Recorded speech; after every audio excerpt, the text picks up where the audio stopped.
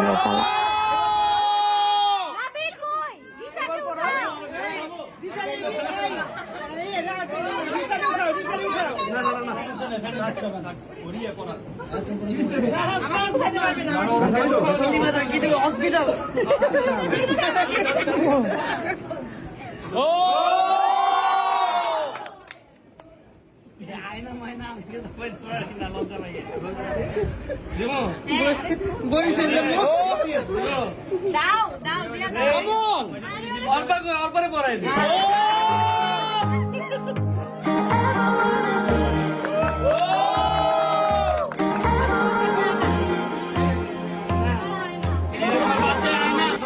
তো আয়নায় কি বলা হয়েছে সেটা তো আপনারা আগে শুনুন। লিসা কি বলেছে এটা শুনতে হলে অবশ্যই আপনারা কমেন্ট করবেন, তাহলে আমি ওই ভিডিওটাও পোস্ট করে দিব যে আপনাদের ভাবি এখন জাতির ভাবি কি বলেছে সেটার জন্য।